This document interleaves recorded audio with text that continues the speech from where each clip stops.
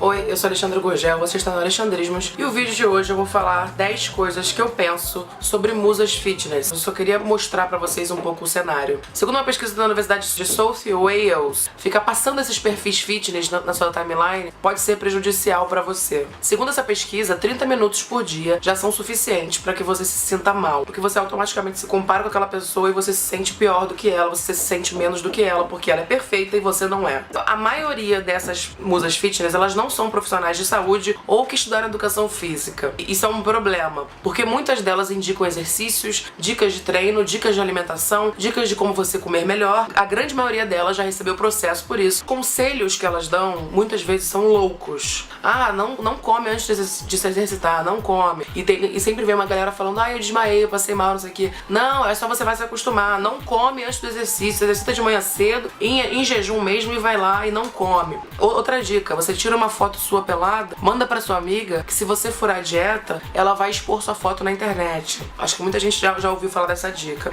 Outra dica, se você tá com desejo de comer um chocolate, põe na boca, mastiga e cospe, porque aí você não vai consumir as calorias dele, né? Incitando o quê? Bulimia.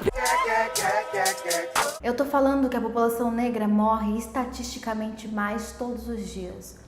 Morre de bala, morre de fome, morre na fila do SUS e principalmente morre na rua existindo. Quando a sua vida cruza de maneira infeliz com a daqueles que deveriam nos proteger. Eu tô falando de extirpar uma vida da face da terra por ela ser negra. Eu tô falando de morte física. Eu tô falando de um pulmão perfurado por uma bala ou de um crânio fraturado por um cacetete. Eu tô falando de 9 tiros no meio da noite e 4 deles na cabeça. Eu tô falando de morte institucional, eu tô falando de tentativa de encarceramento de quase 30 anos só por portar pinho-sol. Eu tô falando de mais de 60% da população brasileira carcerária ser negra e isso não ser sobre desvios de caráter. Eu tô falando de corpos que são jogados numa vala sem identidade, de corpos que são destruídos, esquecidos. Eu tô falando de 5 jovens desarmados, documentados, comemorando o primeiro salário dentro de um carro parado e levando 50 tiros pela PM. Eu tô falando de dezenas e dezenas que morrem todos os dias e ficam no anonimato, porque eles não têm os seus casos apurados porque sua morte causou comoção pública. E morrem como bandidos, como suspeitos.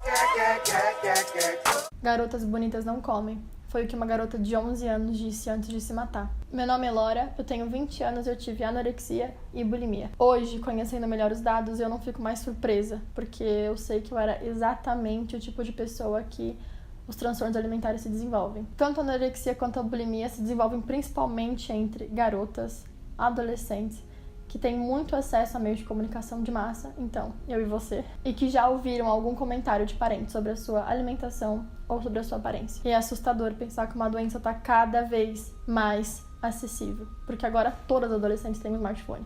Se já era foda pra mim, quando só tinha Tumblr, imagina agora que tem Instagram, 1 milhão de dietas milagrosas que fazem você perder, 10 quilos em uma semana. Só de bulimia, tem mais de 2 milhões de casos registrados anualmente no Brasil. Só que é muito difícil de chegar a registrar esses casos no Brasil, porque as adolescentes geralmente nem sabem que tem doença. Muito menos vão pedir ajuda pros pais. Só pra você ter uma ideia do que é 2 milhões, metade dos países do mundo tem menos de 2 milhões de habitantes. Bom, gente, hoje eu trouxe a Priscila aqui porque a gente vai falar sobre autoestima, mas não só autoestima estética, porque eu acho que é uma coisa que falta pra eu falar aqui no canal, que eu abordo autoestima, mas geralmente sempre em relação ao corpo, porque as outras áreas eu ainda tô trabalhando, entendeu? São muitas áreas. São muitas áreas. Tudo bem. É claro que a gente fala muito mais sobre a autoestima estética, porque eu acredito que é o que tá todo mundo vendo, né? Ainda mais agora em períodos de redes sociais, que são importantes, mas em períodos de redes sociais, em períodos de selfies, de filtros e de feed organizado.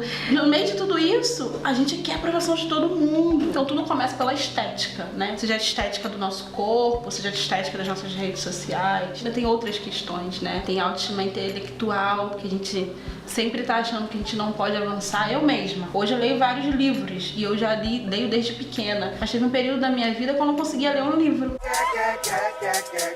Oi gente, tudo bem com vocês? Eu sou Gabi Oliveira e numa conversa com a maravilhosa Tá Querida, que criou a tag Tour pelo Meu Corpo, ela me contou que gostaria que todas nós falássemos sobre os nossos processos de aceitação aqui no YouTube. Eu aceitei o desafio, mas eu tive que repensar essa tag pro meu contexto. Eu confesso que um tour pelo corpo não faria muito sentido pra mim, porque eu tenho um corpo considerado dentro dos padrões e essa nunca foi muito uma questão. Mas eu lembrei de algo que hoje é super exaltado aqui nesse canal, mas que foi e às vezes ainda é sinônimo de dor. Todos os traços do meu rosto. Falando de forma geral, por todo o meu rosto, nós encontramos o que a gente chama de traços negroides. Eu tenho o nariz largo, a boca grande, arcada dentária protuberante, gengiva escura, além, é claro, da minha pele. E para além disso, olhos da cor da noite. Mas vamos lá, vamos por partes.